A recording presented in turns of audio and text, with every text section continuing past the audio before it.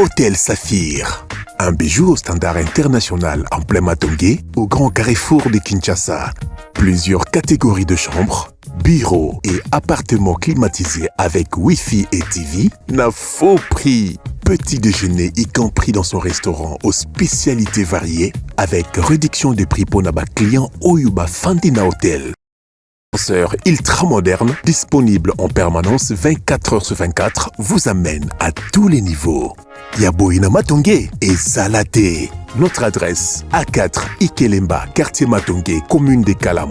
Téléphone 084 710 99 99 081 600 8000. Hôtel Saphir, beau cadre, bel emplacement, bon prix et beaucoup d'avantages.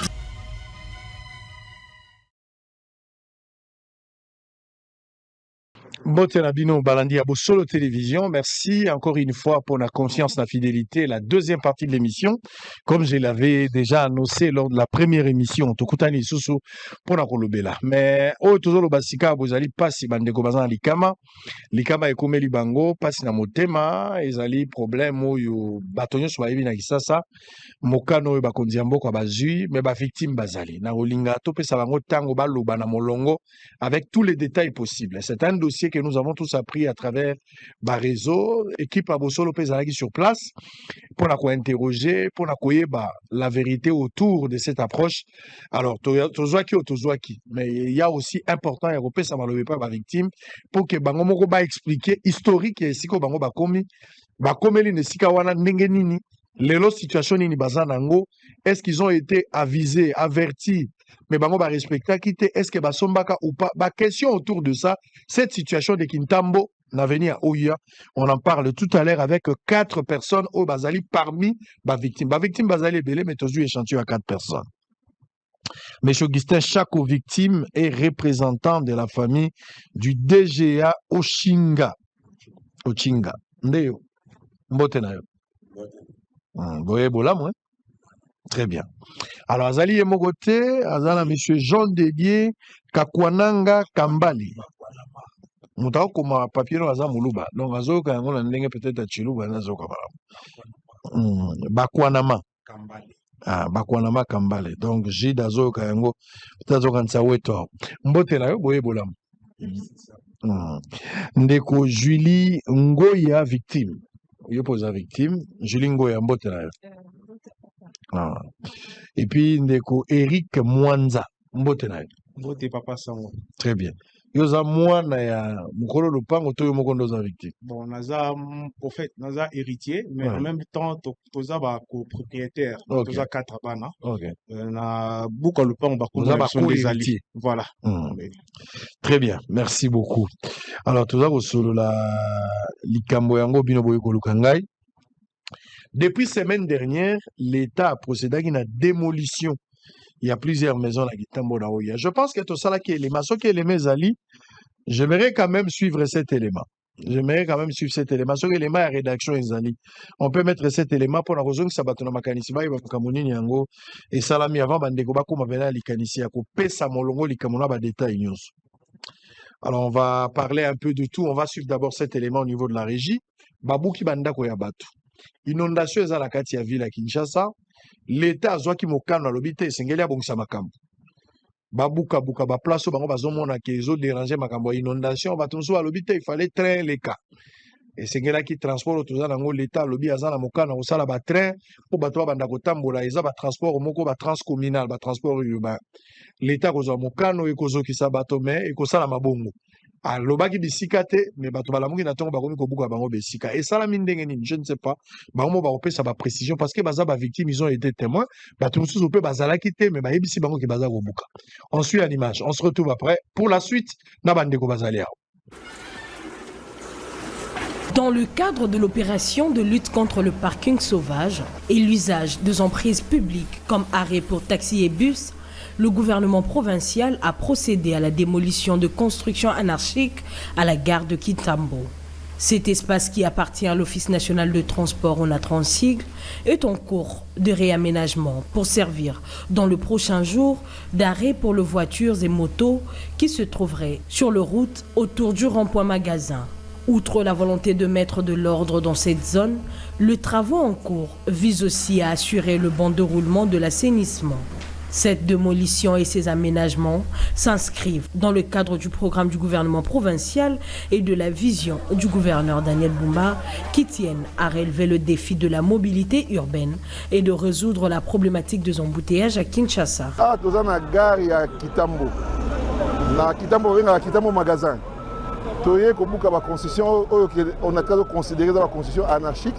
On a érigé il y a quelques années il y a le pont. À titre de rappel, bateau ne s'est pas beaucoup bango. Mais tu es par quel miracle, n'a pas besoin de mikanda pour bazonga. Si pas beaucoup bango. Tu es juste qu'au arrêter des choses à l'époque beaucoup bango. Moi tout ça arrêté monsieur escapé zati. Tu bouki bango sur base arrêté à Kala. Mais tu es pour mutation ça pas arrêté. Et tu as parlé qu'on aménager à tu as gare à Sikawa. Tu as côté ça fait une partie à il y a taxi va na place Kitambo, bazo côté na quartier tu as aménager. Tu as fait un moto pour te désengager Kitambo magasin. Oya kozonga akutanaka na force ya loi, akutanaka na justice to kobuka isusu. Même takozonga pe susu te. Na neto même na makambo na ndimite muta kozosu courage ya kozonga. To bandi awate, to bandi déjà to ke ne bedenga, to bandi na bedengale malobi kobuka na nte ko délimiter. On appelle mercredi ou jeudi to banobuka kuna et puis mais ça projet moko spécifique pour na onatra. To ça la gare routière moko bitu comme de kota na kati ba moto kota na kati. Quelques marchands paient ba kota na kati. Notons que la gare de Kintambo... Très bien, merci beaucoup. Je te retourne et Nekomo Lumba. Tu retournes à la Gobisabiso. Tu retournes à la Bosola Gobisabiso projet en Gobandaka. Parce que Makamboza la Kinshasa na Congo tu yebani ndenge bandaka ndenge sukaka. Likambo te toka bandeko. To pesa bango matoi bango pe baloba o bango baeli. On va commencer. Qui va prendre parole en premier? Qui va prendre? Papa? Ok, papa nda Rubanda et puis tu regardes de tour à tour. Alors, likambo nini oyo et même libino. Je pense que vous avez le même problème. Même on a monté à koki ko bakisa avec expérience par rapport à Oya Yebi. Ok? Ou les to se redirte Oya lobby, yo ko koloba yango la forme mususu ko na ba élément ya ko bakisa. Pour ça difficile monter lobanyos. Mais beaucoup que c'est yango pour que batba comprendre exactement l'autorité à yeba pourquoi vous allez à la télévision. Malobézé pas là. Bon, merci. Ndeko papa Yayane Kisango. Très bien. Oyebi avant ya kusala likambo il faut kozonga nanu na simandengo lubaka. Otuna nanu bakoko likambo nazo sala ibanda ndenge ni. Lisolo nango. Nakoma na ndenge ya kusala ya. Lero koyeba lisolo wana soit usali soit ufandi otike. Une période nani pesa moi historique. Période moko na kala Maréchal Mobutu alingaka te Konatra. Lera alingaki kote Konatra, Banque mondiale azwaka Onatra. Pona koloba na Maréchal que en 1959 aucune société au monde de transport oyo sala tonnage comme Otraco du Congo. Okoko teka société oyo. Poto yebi makasi na yango. Alors biso to komi ba partenaire tout ça ko relever Onatra. Ba yokanaki bien. Bazwaki directeur, ancien directeur de port oyo Mobutu a expliqué ça na Congo. Monsieur Honoré Palings azokende port de Corée ba pesiye nini akende Mobutu akutani na ye n'esplanade ya palais ya Banque mondiale. Ah monsieur Palings, je vais te nommer PDG à l'Onatra. Palings est rentré avec le maréchal Mobutu. Après ça, kaba préalable belé. Concernant l'Onatra, puisqu'à moi na l'Onatra. A botami l'Onatra, a sali l'Onatra. Après, a yebi l'Onatra pour le kabatinos. Après, c'est ba préalable nyons. Mobutu andini. Après, on a travaillé. À ce moment-là, moi, je travaillais aussi à l'Onatra. On a travaillé. Aïe, kosa la tonnage. Presque 50 fois tonnage en 1959. yango monaki ba constitution même ya bichingo ba port ba TCPK banini nyonso l'air asali nini wana mbongo ekoti ebele basaka même babarem éléphant ti bapesaka mukano que non monsieur Palis l'ONATRA ne peut pas exercer azana le quoi azana makambo ya bandako azana makambo ya transport azana boye te zu il faut bozwa bandako bopesa ba agent en crédit yango moni soko kei na minute oyo na kansito kankauka okomona ba agent nyonso baza kuna baza na bandako en crédit oye na kankabinda bandako a crédit. Et cette opération devait continuer na ba immeuble nyonso eza na ville bapesa ba agent en crédit. Bon, eye kokoma na 1986 monsieur Palings baye kolungola ye azongi tokei toye kokoma ba PDG ba lukusa mwengula ba umba kiamitala banani baye Mobutu aye kotala alors dit non maintenant je vais tenter de créer quelque chose à l'ONATRA. Il faut na sala ba filiale na holding asali filiale na holding nonatra l'air asali filiale asali OTP na OSEN. OTP veut dire Office de transport et des ports. OSEN, Office de chantier naval. Et avec ONATRA holding. Liboso anomaka monsieur Miambutila, qui était directeur de département ya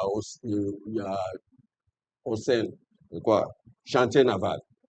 A nommé Miambutila na OTP, ya Will Mwana Zongia comme DGA, Miambutila DG, Bumbuchi Ntombo, DG ya OSEN, Tambo Walumbala, DGA ya OSEN. Ba marché. Parmi Bangwawa, bayaki kokundula dossier oyo moni toza victime lelo.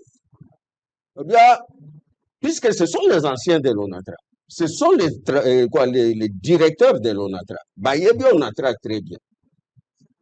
Baye kokundula babi, voilà ce qu'on a donné comme instruction. Et sengeli, tope sa bandako ya kauka. Tope sa bandako ya kabine. Maintenant, to restructurer ba nini bakata ba parcelle bakabela bajan puisque bajan mingi bazana ba biska ko fanda te. Babandaki dossier wana na président ya holding professeur Kalongo Mbikai. Bazaka directeur du cabinet adjoint ya maréchal Mobutu. Alors, cette histoire est partie. À un moment donné, en 1992, Baye ko changer bango. L'air va changer bango par l'ordonnance 024 bar 92. Ba nommé M. Katende Wanda ya Mouledi, président ya holding, Baye ko nommé directeur général ya OTP, Ilondo Bongonda. Directeur général adjoint ya OTP, Ochinga Ongenda Kekumbe. Mais Batouchaki au CNT, l'ordonnance est là. Vous comprenez? Si. Est-ce que ça m'a signature à Mobutu? Ah, merci. Vous avez mon actif.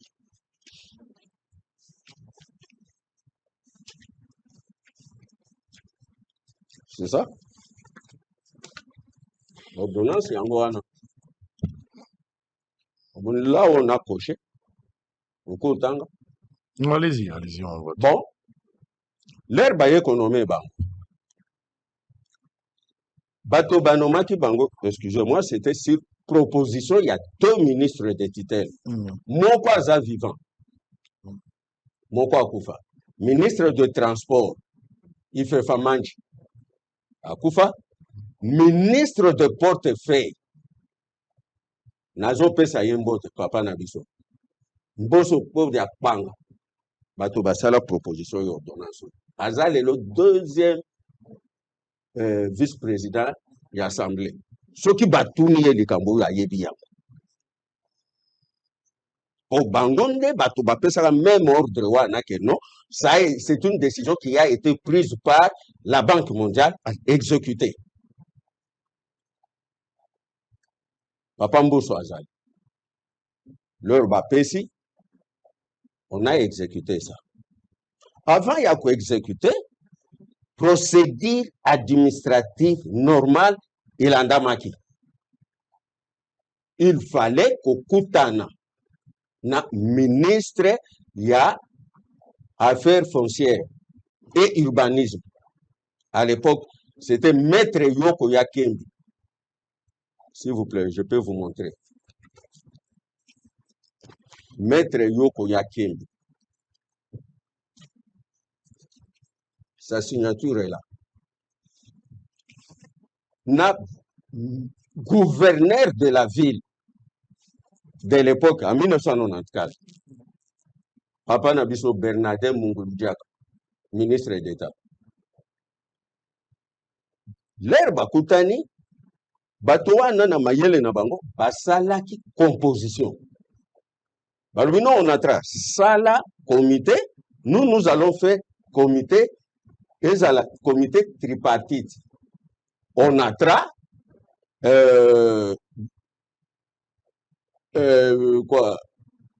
ministère et affaires foncières, na gouvernorat, il y a ville, province de Kinshasa.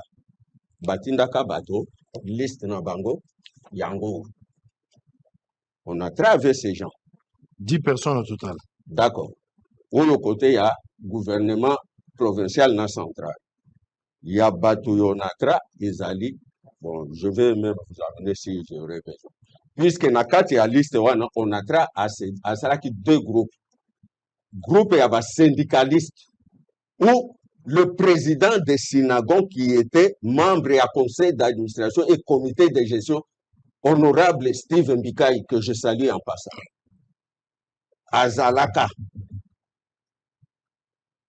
Tozalaka na bango nyonso ba Michel Doumou ba Lusala paix à son âme banane bazalaki côté employé côté travailleur conseil d'administration ba Serinisaki ba Bimisaki comme président DGA Ochinga Onyenda Kekumbe directeur Milambo Kitanda Wetu directeur honorable sénateur Mabaya Gizi, le tel directeur, leurs noms sont là. Basangani et Sili. C'est alors que l'air Basangani, gouverneur na ministre Bazouaki ordonne arrêté conjoint au Soko Tali Okomono ils ont fait Batindeli holding Atindi et pas il y a président qui est DGA pour disposition. Alors, pour disposition, c'est écrit. Maintenant, Bobanda Moussala. Ils ont commencé Sokopao 1, 2, 3. Situé, site. Sokopao, suite de Bandal, Gombe, Bandal, Kitambo.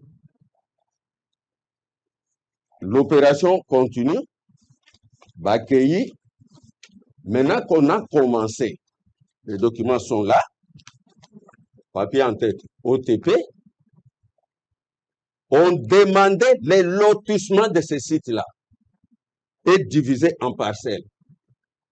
Et ce qui fait. Bah, lotissement, oui, encore. 1, 2, 3, 4, 5. Là, bah, Sokopao, na kati. Tout.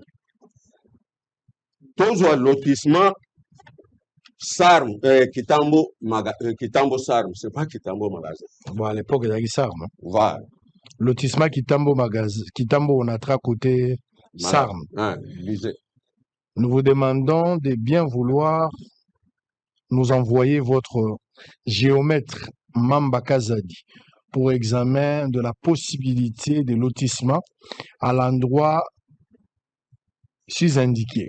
En effet, les envahissements incontrôlés par des gens en quête des parcelles nous obligent de prendre les devants pour lotir suivant les normes urbanistiques au respect strict de l'emprise de la voirie fermée. De la voie ferrée. De la voie ferrée, pardon.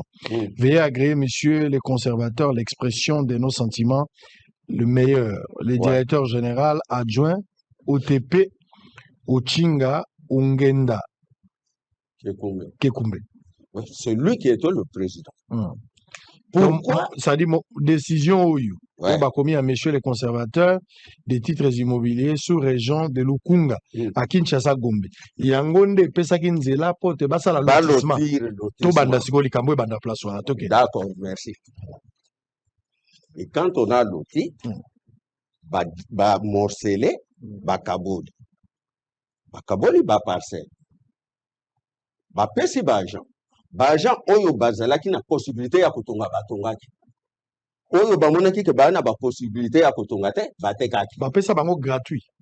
Si, moyennage jeton. Puisque la loi dit que distribuer les parcelles aux agents.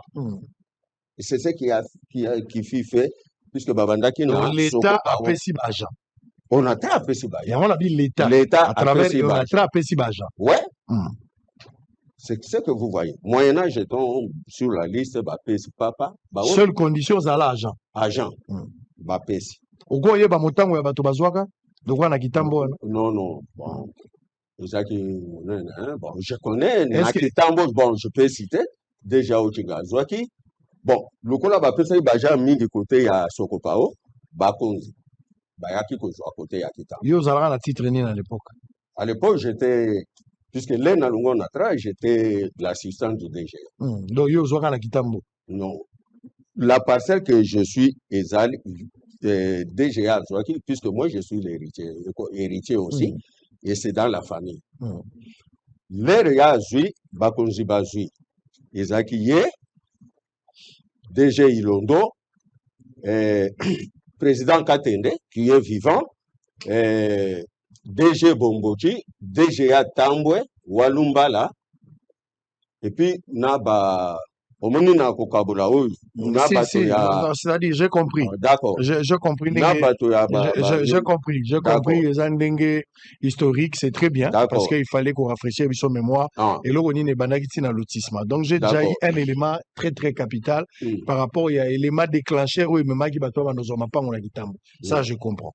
Alors, problème, Nanga Ezali, qui vous dit que, pour des raisons X ou Y, après, c'est ma raison, mais le besoin baliboso te babuka bango. Donc babuka bango déjà mais batwazonga avec espoir que cette fois-ci baocha ba mesures contraignantes pour que muta wa sus kozonga te. Alors la lingi awa moko na moko zana maloba. So mutu na mutu fa beta li solo na ye, je pense que monsieur aussi la supporter.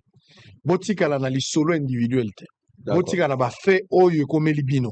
Bolo ba fait et sur base de ça pour critiquer ce qui est fait et puis pour ça la recommandation pour autorité à Zolanda il faut kanga ils n'ont pas du temps à Rolanda émission pendant 2 heures 3 heures pour comprendre il faut aller à l'essentiel pour le moment babuki bino pona nini banani babuki bino est-ce que vous allez qui informer décision finale des alignes pour le moment vous se retrouver wapi je pense que c'est l'essentiel ok alors on va aller avec lui on va revenir après ok ok Sango je me présente d'abord. Moi, je m'appelle Bakonama Kamba, les gens de Dieu. Je suis un homme d'affaires. Donc, Babou Kibiso. Il y a un immeuble. Immeuble, Nazaki na 2 immeubles. Namoko ya 5 niveaux. Précieux, vous avez toutes les images. Il y a Bango Baye Nango. Namoni Bokomi Yango, allez-y. Oui. Alors, c'était un certain dimanche. Dimanche, le matin, vers 8h, 9h, Tomoni, 3 tracteurs Yassika. Et Koti. Tant que 3 tracteurs et Koti n'anglo ya natrawana, Toyokika baibisi biso, Mutumoko aleki na parlophone, Bobima, Tozo Buka. Et la fois qui m'avait réveillé pour dire, papa, attention, libanda eyindi balobi bazobuka. Oh, bazobuka, mais ndenge nini bayebisi biso te. C'est ici déjà directement automatiquement dimanche babandi kobuka ndako ya Papa Bosco. Voilà la boutou. Na moi babandi dimanche na moi vers déjà 8h 9h babandi déjà opération kobuka. J'appellerai Papa Bosco pour lui dire est-ce que vous avez formé ndenge baza kobuka ndako na yo lobi non na évité. Il était venu directement rapidement à Komiwana. Totuni bango. Ndenge bozo buka boye qui vous a donné l'autorisation ya kobuka. Oh etali biso te eza hiérarchie de mutu atindi biso. Ambo Bazaki na basoda. bazaki na basoda na ba document kaka ezaki hôtel de ville. Babandi kobuka babandi kobuka babandi kobuka. Tomituni mais finalement to sala ndenge nini. Tokimi e pas mettre avocat po amekata ko intervenir po ba stopper. Tokomi kuna bino c'est le dimanche. Je suis avocat mais tous les bureaux sont fermés. On ne peut pas faire autrement donc il faut causer la lundi. Entre temps bazo avasser. Alors tant bazo buka babandi siko basirisi pa Papa Bosco ba continuer. Nous on croyait que vers 17h 18h ba ko stopper l'état que ba comme pas na biso. Mais l'opération continuait jusqu'à 3h du matin.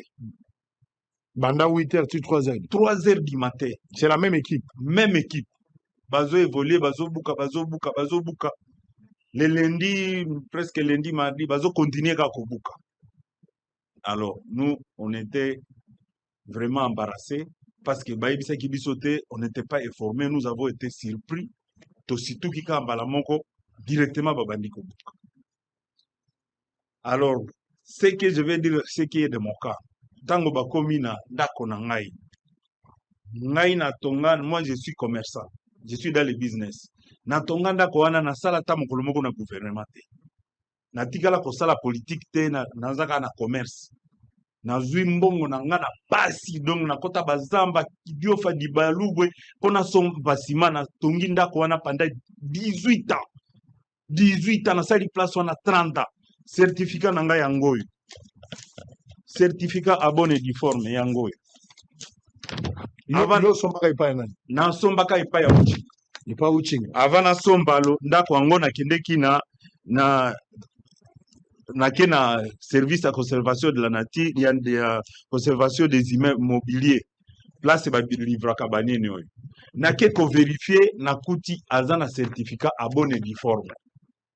Na tout ni pe conservateur, est-ce que place wana un jour et qu'on posait problème te à l'obi non, c'est l'onatra qui a vendu abonné du forme l'onatra a cédé na ba chef na bango et ça na problème à ta mon côté.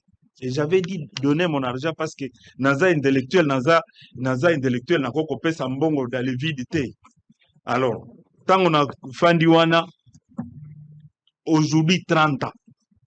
Naza wana na yebi déjà que na si na zui mabele na ngai place famille ko fanda na bana na bandi ko tonga malembe na tongi premier niveau na tongi deuxième niveau na tongi 5 niveau nyonso na silisi nazaki ko yamba batu bazako uta na poto na sali yango comme système ya flat nazo yamba batu bazo uta poto na yebi déjà que na si na tongi pona bana na silisi déjà vi na ngata lelo soki na kufi bana bakozanga place ya ko fanda te. Mais à ma grande surprise, Babouki Angosa nous a visé. Nazo yebisa ministre, stango zobuka ministre Léo, comment il s'appelle? Mulumba. Léo Mulumba. Ndeko ya Jekoko. Ndeko ya Jekoko, ministre Léo Mulumba. Nazo senga ye papa, oza parents. Permettez à ce que nabi misabiloko, loko les a flat, nazana ba climatiseur, nazana ba biloko ebele. Alors nous on n'a pas le temps. On n'a pas le temps. Donc, on n'a pas le temps à cause de la obimisa bilo. Babandi ko buka, bazo buka. Oyebi système nini baza ko buke lango. Donc, ceux qui ba buki porte. Balamoko ba kulu na nyoso kitambo ba koti. Babandi ko mema ba porte, babandi ko mema ba tol. Mabende nyoso bazo mema ba congélateur nyoso parce que nazaki na biloko belé. Nazaki na 8 appartements nyoso. Ezaki na ba client na kati. Babandi ko buka biloko nyonso bazo mema nazo assister ndenge bazo memanga biloko boye a faiblesse nazo e bandenge nini ya kosala te na leli na ebisi papa oza para me kata ko ede ngai nazo sentir nazo mona ndenge bazo buka ndako na nga bana bazo lela papa on est en train de démolir notre maison papa nazo sentir donc pasi nazo simba bana na bi ne pleure pas, on aura une autre maison, donc nazo consoler bana. Mais moi na nanga ya mwasi ya liboso asikombe à l'heure où je suis en train de parler azana hôpital, à parvenir ko supporter choc te eleki nanga imoko nazo mela bakisi yango docteur ayebisinga no kotia misusi mingi te nazo mela bakisi yango esali pasi mingi na motema, pasi na motema. Alors nazo senga vraiment ndenge salemi eza ndenge kokai kosalema te, parce que si nous avez bino yo lobi ovandi 30 ndeko ya Jekoko ya za ministre awa ye aza oloba mulumba lobi ke ndenge eza wana mbala liboso babuka bino te selon histoire. Yo lobi osali 30 na 30 babuka te batikala kobuka biso te, babuka ka liboso, babuka ka nani Bosco po yende mutaza na ibandi tango babuki Bosco babuka ki deux maisons, babuka ka deux maisons. C'était à l'époque ya nani ya Kanyama ye wana na loenge ya buki deux maisons wana. C'est après tant toke ko sala recours ngai moko nazaki ko assister papa Bosco tozo kende nae nde baye ko se rendre compte que nous avons des certificats à bonne et due forme. L'état ye moko apesi sous autorisation de bâtir. Que voilà, vraiment, avec beaucoup de regrets, on a constaté que Babou Kibino illégalement a payé autorisation de bâtir ya Sika. A payé angona Bosco na Motumsu Swana. Ba construire sous babandi sous Kotongo. Alors, tu sais déjà que les Kambango ici et Syrie, donc l'État a remarqué qu'il y a sali erreur à cause de la ressource, mais à l'autre l'État a récidivé, a zongi les sources dans la même situation. Même situation. Oui, oui, merci, Papa Sango. To sepeli koleka na chaîne na yo parce que to ebi ke bakonzi batala en mingi. Bon, parce que ça les biso eza que ba yoko bouke la biso sans pourtant qu'on respecte ba normes. Normalement, il fallait ba les cas ba aviser moins bateau. Parce que même natambo une constitution parce que c'est la loi mère en tout cas. Mutoza likolo ya mibeko azate. L'article 94 de la constitution nakotanga si on dit nul ne peut être saisi en ses biens, converti d'une décision prise par une autorité judiciaire compétente. Bayoko buke la biso na mukanda tamakote. Totuni bango bala biso mukanda nanu oyo et saliki babuke la biso mukanda ezala kite. Maintenant on se demande na mboka na biso, on dit que état de droit ezali. Mukonja mboka chaque temps azo beta c'était sur état de droit. Mais exécutant parce que mokonza mboka a osala musala nyonso tote exécutant bazo sala musala ndenge singélité.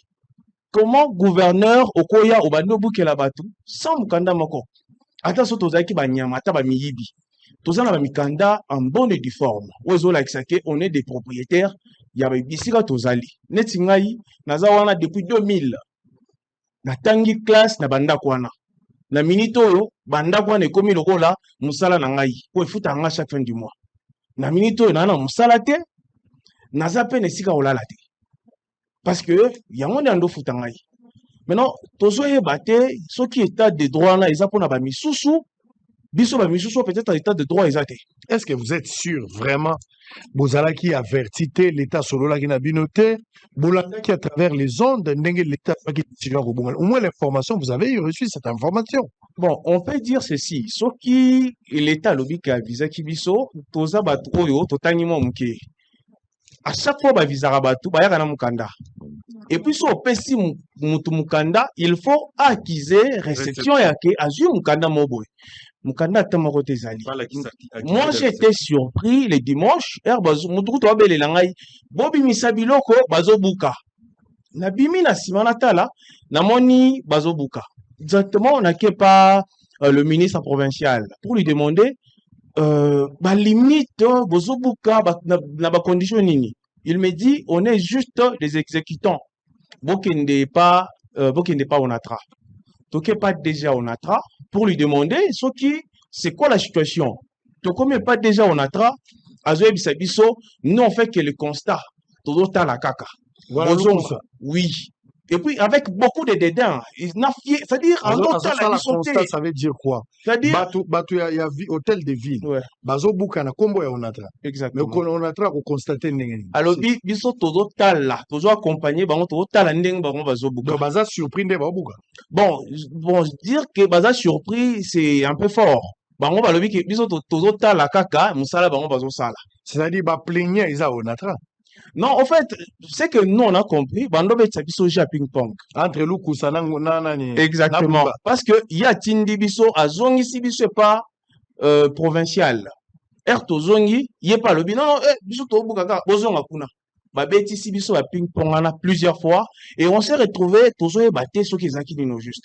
Maintenant, le mal est que, ba bukeli biso sans pourtant nous aviser. Ba suki wanate, ba buki, ok. Mais batiki biso asundoli biso. Sans suite, l'État attend que tout banda ba procédure. Oh, ba procédure aussi c'est de l'argent. Mais bobo keli ba to visiter. Et puis non seulement ça, bozo linga lisusu biso to yepa na bino. Franchement, mbokango eza pasi. Eza pena pasi mingi. Très bien, maman. Yo pose la victime. Les Cambonini yo en fait papa ko lo bazaki moto akala ndeko alobi 30 ans bango baza ba héritier mais ndenge ni ozwaki mbongo ke no somba mbongo o ke no somba lupango na ndako ya Onatra alors que ndako babuka déjà ba escrokaka yo oyebaka te ezaki lisolo ya ndenge ni ke no somba osali mbula boni na esika wana oyebaki te ke ndenge yo koti place wana eza mabele ya l'état moko l'état ko récupérer babuki ndako na yo to babuki nanu te babuki papa na ngai nde mama oyo nalelaki mingi na télévision parce que tozwaki nouvelle te toye kosukaka ke bazobuka mpona likambo nini sans kotindela biso ata message sa ata mekafone eleka vraiment bobuki biso finalement tozokende wapi oye kobuka ngai naza na bana en plus place oyo eza place na ngai lisusu ya mosala nazofanda awa natie vraiment mini supermarché na ngai place wana ozobuka finalement nazokende wapi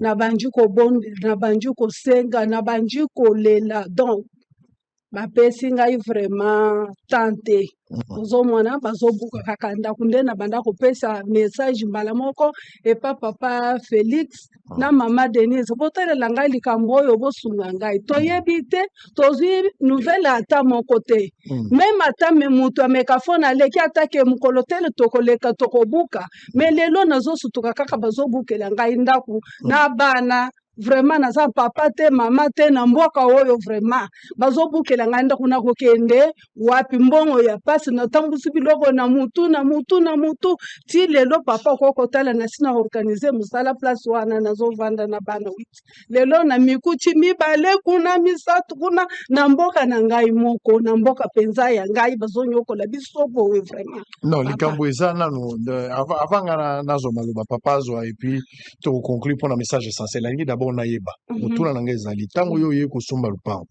oyebaki te ke lupango wana eza place ya mabe ke l'État akobotolaka yango mokolo moko ozalaka na information nayebaki te natunaki bato papa il faut to dégager baresponsabilité bino bozali bato oyo oye kosomba bango baza bato bapesaka baagent baye bahéritier ainsi de suite mais eza na bato lokola ndeko azwaki mbongo na ye aye kosomba alobi kakendaki kovérifie avérifie na mikanda nyonso après vérification par rapport à historique ya lupango amoni ke lupango eza valide bato bapesi certification wana eza bato ya l'État balobi te okoki kosomba mabe ezali te nde asombi soki l'État aboyaki alingaki kosomba te boyo osombi ndenge nini moto mpe asombaka atekela yo to yo mpo osalaki même démarche moto asombaka atekelaka biso tolandelaka mikanda nyonso normal papa mais tofandi kimia osali mbula boni nasali place wana 12 ans nazoyeba ata vraiment ata ndoto ata message moko ke un jour place oyo bakokobuka ngai na organiser na musala na nga place wana naza na mini supermarché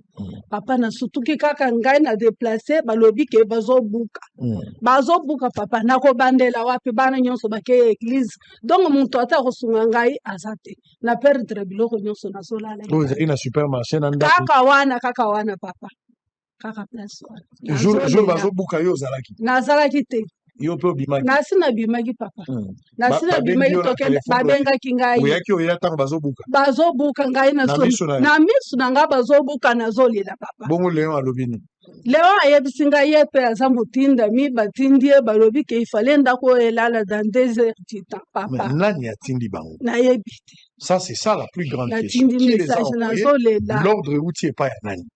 En tout cas, il faudra que le ministre de l'Infrastructure provinciale, M. Léon Moulumba, je vais l'appeler juste après l'émission. On va l'appeler, il faut qu'il vienne ici à Bossolo, il doit nous dire la vérité. Bakino et Sengeli Baye, ordre routier wapi. Ce qui l'État Moutazu Mokano, l'État Nini, Nani a signé Mukanda. Quel est l'objectif? Sur base de quel document? Il y a lieu de lui poser des questions pour la Koyeba. Est-ce qu'ils ont des décisions politiques? Est-ce qu'ils ont des décisions cosmétiques? Bazo motivé à mon nini. Pourquoi il fallait qu'Obuka Banda Kwanalo, que Batumusu Bazo Lobawa, le Kolaye, Bato Bazaraki menacé, mais ils ont été rétablis. Est-ce que l'État s'est-il contredit dans le temps? Qu'est-ce qui s'est passé au juste? Il faudra tirer les choses un peu claires. Alors, peut-être pour terminer, Babou Kibino. Mais je vais arriver là. Je voudrais quand même arriver sur place pour qu'on ait là exactement ce que vous êtes en train de dire. Bien que mon équipe a été sur place, c'est-à-dire à travers mon équipe, mais je voudrais quand même arriver sur place pour m'imprégner. Urgemment, je vais appeler les ministres pour en savoir plus. Démarche Gossali après. Vous avez fait exactement quoi? Victime, là. C'est quoi la démarche? À part émission, vous avez la démarche judiciaire vous entamez. Quelle a été la suite? Bon. Avant de répondre à Mutuna Nayo, nazo contredire ministre provincial. Allez-y. Nandinga lobi que il fallait basa la gare, train et consort. Papa Sango. Ochinga Onyenda Kekumbe, directeur de transport chemin de fer. Yemuto a créé train urbain ya Kinshasa. Mobima. Martin Lukusa. Fille directeur, il y a ses filles. L'air autangi wana, oyoki alobi, il faut respecter, strict respect en prise et à chemin de fer, puisqu'il a fait 27 ans, il y a chemin de fer. Kinshasa Matadi. Et il a créé les chemins de fer urbains. Kinshasa, Aéro, Kinshasa, Lemba Yimbu, Riflat, Kinshasa, Carigres. C'est lui le créateur. Est-ce qu'il pouvait se contredire? Namusalo Yassal, 27 ans. Ministre, à côté Namuzindo Yonatra. C'est comme ça qu'on a laissé l'espace là. Moi, je travaillais au chemin de fer. Na transport. Honorable Mabaya, c'est lui le directeur du chemin de fer. Milango Kitanda, chemin de fer. Est-ce que Bazalaki Batote, Yakoye, non, il faut pas respecter les normes et chemin de fer? Qu'est-ce qu'il va nous apprendre? Ça, c'est un. De deux. Tolingaki nanu, tolekepa nanu.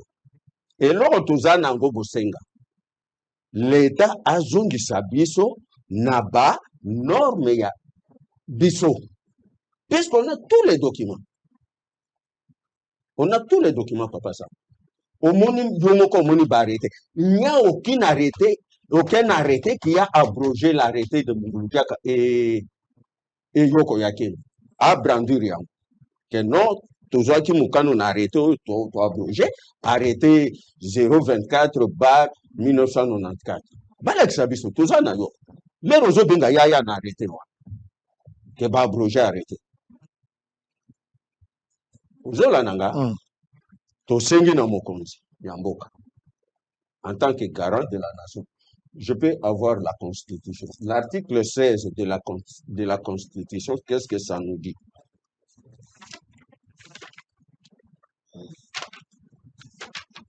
Papa Sango. Oui.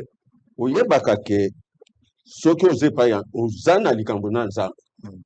Et que osimbi Bible, olobi ke il est écrit nzambe asalaka. Nakosi? Si, non. Pasteur, tozana pasteur. Zambaza esclave ya malobana. Oui, tozana pasteur na biso papa José. Atangisa biso makambo wana loba. Quand vous demandez à Dieu d'exécuter sa parole, il le fait. Oza Bible ya. Lola na biso République démocratique du Congo. Eza lola te. Yambo ya ba Congolais. L'article 16 nous dit quoi? Article 12. tous les Congolais sont égaux devant la loi et ont droit à une égale protection des lois. Aucun article 16. La personne humaine est sacrée. L'État a l'obligation de la respecter et de la protéger. Toute personne a droit à la vie. Nous n'avons plus la vie. Tous en a vie, papa. Nous dormons dehors. Bambou la banda dimanche tile. Bambou la bonne bête. Papa Sango. Yo etake molobi na biso molobi ya peuple. Tozo senga auprès ya bakonzi. Vraiment, on meka pour intervenir parce que nous sommes en train de passer des nuits à la belle étoile. Toza libanda, toza na place à kola la terre. Donc toza ko divaguer et pourtant toza ki ba propriétaire ya ba bisika o toza na ba document ya l'état parce que certificat l'état mutu apesa ka mutu certificat. Ceux qui certificat ezala quitté biso to ko s'engager to somba place wana. Du moment où l'état pesi biso certificat ye lisusu même l'état wana certificat pesa ki biso aye ko buka lisusu. Nous sommes en train de se poser la question comme c'est quel genre d'état où yaza ko escroquer population. Parce que nous allons appeler ça escroquerie. Il y a l'état. L'état zui mabele apesi abone difforme certificat yango oyo l'état nde mutu livra ki yango. Même l'état livré un certificat, même l'état botolinga abuki sikoyo. Après prévoir place nini à côté parce que nous sommes quand même des humains. Tozana bana tozola la libanda mbuleza ko bete la biso eza pe ngai mon côté.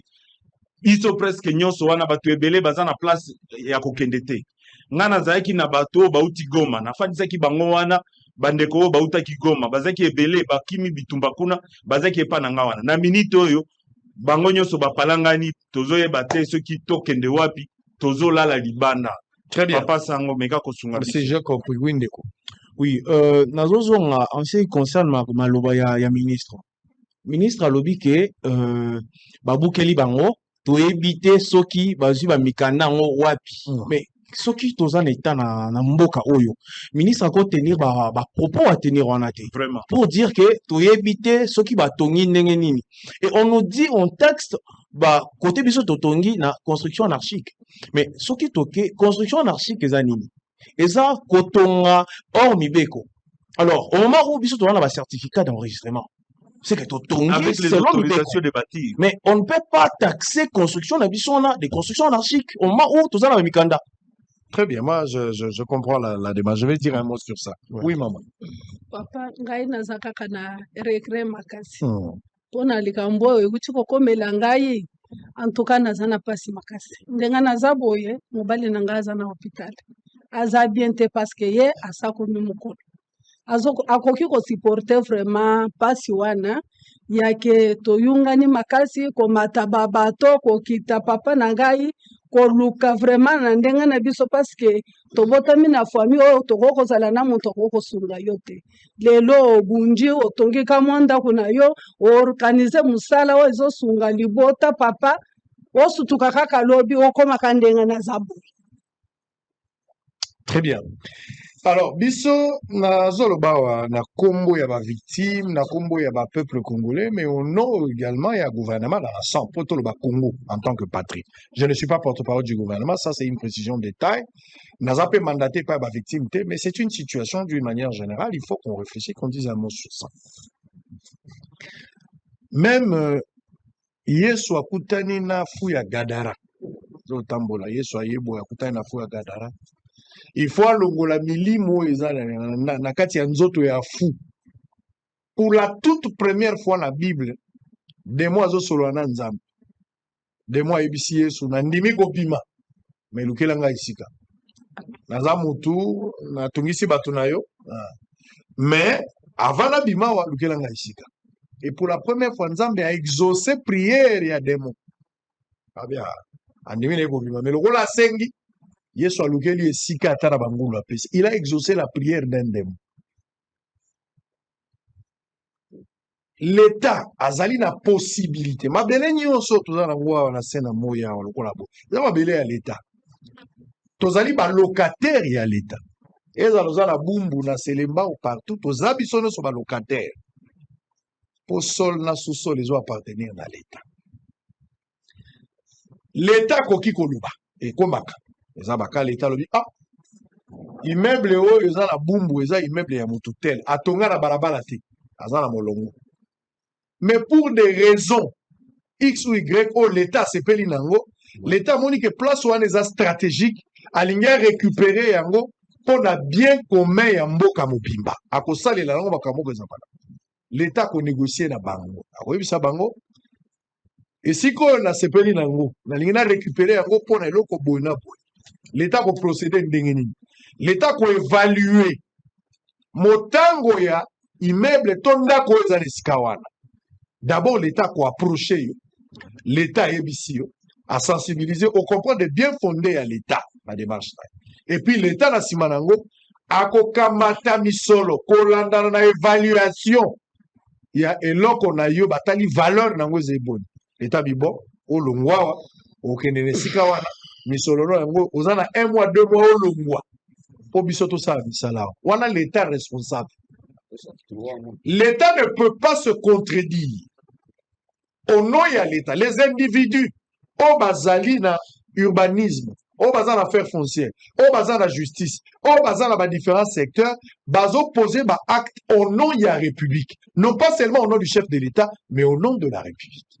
Le chef de l'État en tant qu'individu va passer, mais les institutions restent. Cela voudrait dire que même ceux qui battent sous na principe, il y a continuité. Et c'est qu'il va exécuter signature. Signature, on les a moto, signature, il y a l'État. La personne a engagé l'État. Il a pris la décision au nom de l'État congolais. Et ce qui fait que Motonio soit koya et Sengeli ato sa yango ndengeza. À moins que Zalizala qui dole ou bien Zala qui escroquerie, l'État qui va revenir la décision pour la cause de sa monologue. Mais ce que ça veut dire, il y a monologue équitable. L'État a la noble responsabilité, il y a qu'à protéger moto abimisa ki misolo, peut qu'on se protéger en tant que l'État. Moi, je suis d'accord. Ce qui l'État l'obité, biso onatra, entreprise de l'État, bah, totekaka. Mais tant que totekaka, Kinshasa, c'est 5 millions de personnes. Toyeba kate Kinshasa, c'est 20 millions. Mais na plan urbanistique, na biso tomoni que Kinshasa, nenge komeli to échoué. Tolingi to buka banzela, poto le kisa batre tabola. L'État koki koza na projet modèle. Mais l'État comme ça la ngote d'une manière tout le baloko va voyou et comme ça ma bongote. L'État comme ça la mona ndenge ya molongo. L'État ko approcher babita, a ko expliquer bango pourquoi l'État a ko pesa bango misolo. Po bakende sika mosusu moto na moto mi lukana ndenge na ye. Et dans ba liboso te. Bobo sala te ke banzela ya minene zalia wana kati ya mboka. Tolo bakote ya mbudi, ezala kota ba ipasse. L'État mbala liboso abuka bisika te. L'État isa koma likamwaninga fongo la presse ezaka de bande maninga comme ça 4 bande. Banzela minene ya bypass l'État abuka bandako ya bato. Mais avant buka solo la kana bango, apesa bango mbongo, bato la bamiluka mzo po nzela eleka. Soki l'État sala ki ngona ba presse ta bisika ebele po na nina ko sala ngona kitambo te. Soki État lisali na mikanda ko lana o bango balobi ke baza na raison. Pourquoi l'État ko sala yango? Pourquoi cette précipitation? Pourquoi qu'on informer Bangote? Pourquoi qu'on solana Bangote? En croire Makambo Bango Balobia, qui n'ont jamais été contactés, ils n'ont jamais été avertis, ils n'ont jamais été associés dans une réunion quelconque. Au contraire, ils ont été surpris. Un matin vers 8 heures, Banjaye, les ministres infrastructures, et un dimanche, pardon, à partir de 8 heures, le ministre infrastructure provincial, M. Léon Moulumba, le gouverneur de la ville était là. Bato on a tra DG Lukusa, babandi ko buka. Babandi ko buka. Bako ici ba immeuble, investissement ya batu, l'État a la noble responsabilité de protéger ba citoyens congolais, population naïve, mais babandi ko buka et tirali comme un désert. Investissement ya 10 ans, 15 ans, 20 ans, 30 ans. Et quoi ibo na miso ya batu bazangi espoir. L'État n'a pas seulement des obligations, mais l'État aussi a des devoirs. Parmi les devoirs, c'est de protéger aussi sa population. Surtout les investisseurs, pour que mbongo na yo bana kosala, bazo utaka libanda ba kwa kovanda place wana. Apesi emploi, apesi opportunité, ainsi de suite. Bazo bunda sali shop, atie biloko na kati moyen de vivre bana na ye basalaka te na onatra bana na ye basalaka te quelque part shop nyonso oyo ekei bon nani akozongisa biloko ezalaki na kati quel était le sentiment ya l'état ya kobuka l'état ayaki na esprit ya koprotéger bato avec une approche responsable to l'état ayaki lokola kuluna biloko eza na kati l'état abuki même s'il y a une décision judiciaire nazotia basupposition parce que bango balobi batikalaki koyebisa bango eloko te nous allons approcher le ministre Léon Mulumba il faut aya na bosolo c'est une obligation ya koéclairer l'opinion l'invitation n'est pas une obligation mais koéclairer bato c'est une obligation faut bato bayeba c'est de leur droit bayeba pourquoi babuki bango sans réponse ça ne marche pas ça ne marche pas l'état lingabuka pour des raisons XY, mais il y a une procédure. Et respectez la procédure. Lelo batata ba libanda, bana ba libanda, bana wana bazaki traumatisé na masa cité, mais baza traumatisé na ndenge babuki banda kona bango zoke. Ba moni ngo na biso batata na bango na mama na bango. Quel est le sentiment tozo tia na bana wana? Balinga Congo to balinga te. Bakoma ba rebelle, bakoma tozo isa bana wana nini? Tozo la kisa bango nini? L'état zana di moto a molongo to moto ya désordre. Je pense que la suite, il faudra ici interroger les ministres infrastructures, comme je le dis, interroger les gouverneurs et rétablir de l'ordre dans les secteurs. Si on a la raison, il faut en découdre une fois pour toutes. Si on a la raison, il faut des solutions palliatives. Des églises détruites. Les lois qui ba église étaient. Église nde tingali espoir. So moni bat bazo tambola la balabala moi normal, eza église, eza misala te. Po misala na Congo eza te. Eza église. Bato musu batiki kuluna, moto musu azaki na vie ya komi boma, église est encadrée bato ebele. Église est participée pour kimia obozo mona na Congo eza. Je ne cite pas les noms des églises, je parle de l'église d'une manière générale. Bobangi te, bokwete na église bobuki. Po bato wana bakendi wapi? Bakoma banani. Donc ici, l'État est dans le droit. Il y a Kobuka, je précise, mais il y a des procédures, il y a des préalables à respecter. Ce qu'on va respecter en côté, même si l'État a bouki, vous voyez, va procéder, va condamner l'État. L'État a bouki, va condamner l'État. Mais ça, il y a social. Est-ce que beaucoup qui là cette approche sociale? Bateau des milliers de Congolais, bah, comme n'a pas gouverneur avant de parler. Ministre avant de parler, Bamoni qui va salir madame Bazan a raison. Tant mieux. Peut-être Bazan a raison. Nous allons les interroger, je reviendrai. Je vais faire une descente sur place, si Dieu nous prête vie. La Rosala Guitambo, pour m'imprégner de la situation, je vais interroger, c'est un dossier à suivre. On ne peut pas conclure ça aujourd'hui. Il faudra que tout tire au clair. Le chef de l'État Zakoyo Kayango, Premier ministre Zakoyo Kayango, ministre de la Justice Zakoyo Kayango, toutes les autorités, vous suivez vos solos, tirons les choses au clair. Celui qui a fait 30 ans n'a jamais été déguerpi, il n'a jamais subi une humiliation extrêmement grave comme cette fois-ci. Pourquoi 30 ans après Bazo Bukayamo? En croire ba lettre ya Laxingaya, l'historique, l'État m'a tapé ça qui yango. Lorsque ça arrive na onatra, à quoi inventer le route, à quoi inventer route. Sauf que Zao et Salamaki, vous assumez l'actif et le passif. C'est ça le principe. Pourquoi il faut aujourd'hui, Bobi Misabatezo, peut-être pour plaire à un groupe d'individus. Sauf que vous avez la raison, monsieur Lukusa, vous avez déjà Onatra, le plateau de Bossolo est là. Venez qu'on vous pose des questions pour nous éclairer. Parce qu'il y a des gens qui ont le balobi, constater. Est-ce que l'Onatra a constaté ou l'Onatra s'est constitué en plaignant ou partie plaignante, partie demanderesse? Merci d'être passé, mais ça fait mal ce que vous êtes en train de subir. Je vous promets de m'impliquer personnellement. D'abord pour rétablir la vérité. Non pas pour vous donner raison, mais pour rétablir la vérité. Si vous êtes pour quelque chose de très positif, gain des causes et ça. Mais ceux qui bosan a bino la raison, je ne condamnerai pas l'État. Mais déjà dès l'entrée, je peux facilement me dire que la procédure n'a pas été respectée sur base des éléments que vous avez donnés.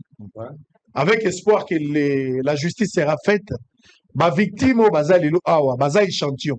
Tant on quitte sur place, beaucoup de monde a que bazali est belé. Nani a cause de responsabilité. Admettons que l'État a se ressaisir. Il comprend qu'il avait mal agi. Nani a cause de ça va investissement dans bango nyonso. L'État a cause de ça parce que dans un État responsable dans bango mindele, l'État a cause de ça bon. Voilà pourquoi l'État salaka erreur ya ko banda ko sala ba erreur te. A ko sala a cause risque ya ko sala ba erreur te. Permettez-moi cette tautologie.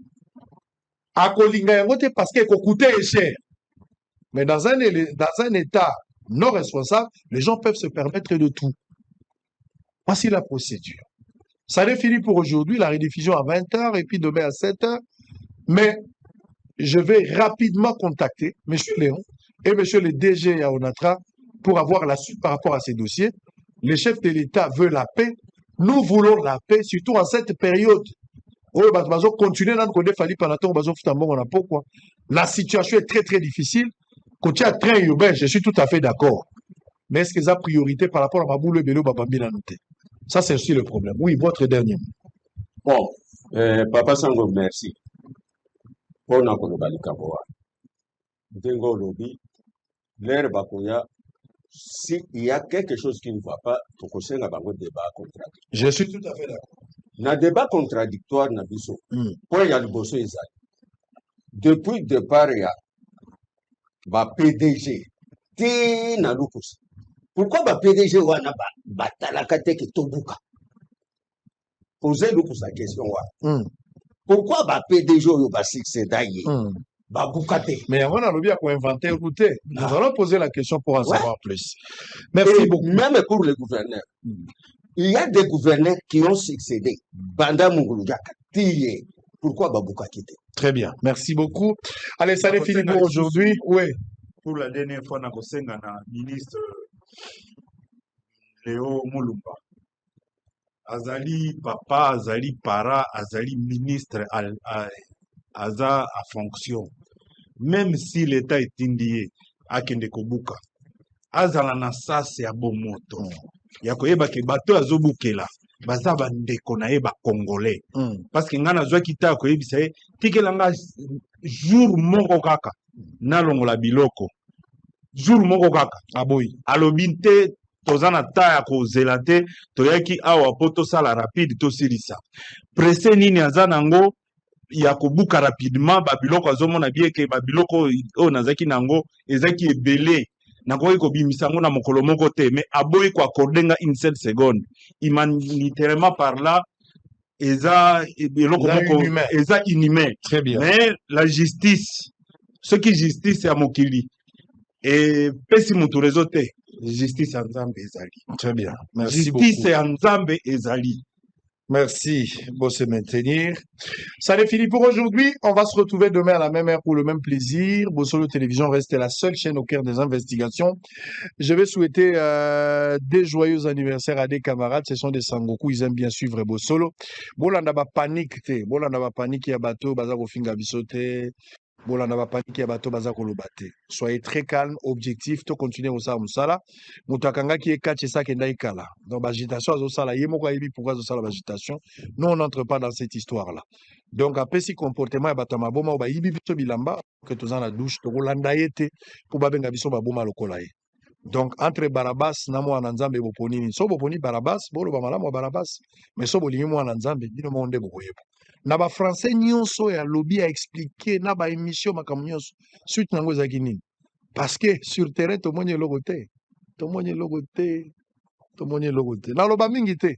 Poso ina lobby na loba na ko beli so a partir andako na loba mingi te. Pona na biloko no so na beti yo ao. Oko bela partie andako. D'abord ndengo zaona tu es déjà perdu. Mais ce que son a chargé au lisusu obela partie andako. Nazoboya ko attaquer pour nazobenga non assistance en personne en danger. Le temps dans lequel tu te trouves, tu es en danger déjà psychologiquement, vous êtes déjà en danger. J'ai pitié nazo talo le malade. Moi ko attaquer les autres. J'ai de l'amour pour toi. Bosso le Sili, je vais prendre 2 anniversaires. Alors, je vais dire anniversaire à mon fils qui est militaire. Moi, je suis mobile militaire aux États-Unis d'Amérique, à Dallas. Je parle de RG. Il est militaire. C'est vraiment un Congolais, mais un soldat américain. Nabamas na yobo so ok botoke les États-Unis comme soldat. Eze, happy birthday to you. Mbotama est là, mon joyeux anniversaire. Ça c'est papa. Barananga Parina qui des États-Unis. Je te salue, que Dieu te bénisse. Longévité, prospérité, bonheur. Kendali Bosso, mon fils, je t'aime et que Dieu te soutienne. Va de l'avant. Joyeux anniversaire. Alors je vais terminer à un précieux bien-aimé Mototo Kenaïlola. Tant que ba fourrage na mokili, totika ba lampadaire, banzela mabulu, ba 32 millions. Nous allons au ciel. Parmi bandeko tokota na épouse corps du Christ. Les frères Nakima Soudi, je les salue. Place à Zali. Happy birthday, bien-aimé. Que Dieu te bénisse. C'est la meilleure des choses que je peux te souhaiter. Que Dieu te bénisse. Va de l'avant. Longévité, prospérité, bonheur. Nzambe Asungayo. Car il y a un ciel à gagner. Il y a une affaire à éviter. Que Dieu te bénisse. Je t'aime beaucoup. Frère Naki Massoudi. Merci. Ça n'est fini pour aujourd'hui. On va se retrouver demain. Le même plaisir, le même travail. Panza Sangoloba, Tata Zonginzale, Sili Sangwazana Kisasa. Soginaza et Banaka. À très bientôt.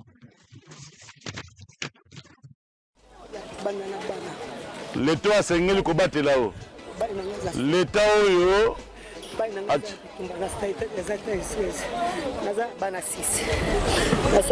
Depuis 2015. Parce que na commune, na quartier, lettre à confirmation du quartier. Voilà, chef à quartier. Chef à quartier, après lettre à confirmation du quartier. Après na lettre, il y a PV de constat de lié. Dans une PV de constat de lié. Dans une lettre à confirmation de quartier, à Tininga la commune. Na commune, dans une fiche parcellaire, na occupation parcellaire. Commune a Ebisingaï. Donc on a eu des documents au sortir à deux niveaux. Kende sikoyo on a certificat na cadastre. Ndako babuka à deux niveaux. À deux niveaux. Na kena cadastre. Na pesi mikanda na zoki na quartier. Na pesi mikanda bourgmestre pesa kingai. La pesi mikanda balakisinga mikanda oyo. Tant balotisa qui place on a 2013. Ngana soma ki na 2015. Babi balotisa ki yango na lettre on a tra oya komaki ke place o eza lotissé bango bazakuna te totika bango ba 7 mètres na bango. Tant on a salis baselinga futi mbongo baselinga certificat ba yesi koyo on a tata to zongi. Ba yeko ba bino bozana ba 15 mètres na bino andeo ya 7 mètres na biso botika pairai. Ce qui bosali to sali boité ba ko yiba biso ba yeko pesa biso ba 7 mètres ba contrat précaire. Tozala ba contrat nyonso précaire. Ba contrat précaire wande to chama nzanza. On a train d'allouer ces bisous. Nous avons 6 contrats depuis 2015. On a train de fiche, on a reçu. On a foutu à la direction et on a train. On a fait des contrats précaires. On a fait des contrats précaires. On a dit qu'on s'ala. Na contrat précaire ba koma boy. Avant 6 mois, on a besoin de la place commerciale. 1, boto matériaux dégradés. 2, ceux qui te bandit train, to kolongo na bino nyonso. Eza na kati ya contrat. Ba bandi ko futoza ba reçu. Na ba proof auto futa ya to tonga manzanda. Donc ba yeko yebisa biso ke président lobi ke Trésor Zonga. Bolongwa. Trésor Zonga awa. Ndebo balobi ke balobi Trésor Zonga. Na ndoto to bazo zonga. Na bino to ba ke trop créer bokotika. Tobi OK. Tango ba pesi communiquer na décembre na novembre. Communiquer basé sur le contrat précaire. Nous avons un contrat na titre foncier. Nous avons un contrat na on a contrat précaire. Nous devons communiquer na contrat précaire basé sur le manzanza. Tote kalisusu te. Nous devons demander causer. Tant ba yé. Biso batanda to yeba kiteba toucher biso banda. To yebika ke contrat précaire ya manzanza tu foutre la rapa na bango. Ne fa c'est pas le monde. Voilà. À ma grande surprise, les dimanches, quand on a une église catholique, on a une église, on a une benginga. Abi maman ba ina batete po babura habité ba obukate ba olongola ba contrat autozaka nango po naza dépôt relais. Naza dépôt relais ya Bralima, naza dépôt relais ya Congo, naza na lounge bar, naza na restaurant. Hôtel Saphir, un bijou au standard international en plein Matongé, au grand carrefour de Kinshasa. Plusieurs catégories de chambres, bureaux et appartements climatisés avec Wi-Fi et TV, n'a faux prix. Petit déjeuner y compris dans son restaurant aux spécialités variées avec réduction des prix pour naba clients Oyuba Fandina Hotel. Ascenseur ultra moderne, disponible en permanence 24 heures sur 24, vous amène à tous les niveaux. Yaboina Matongé et Zalaté. Notre adresse A4 Ikelemba, quartier Matongé, commune des Kalam. Téléphone 084 710 99 99 081 600 8000.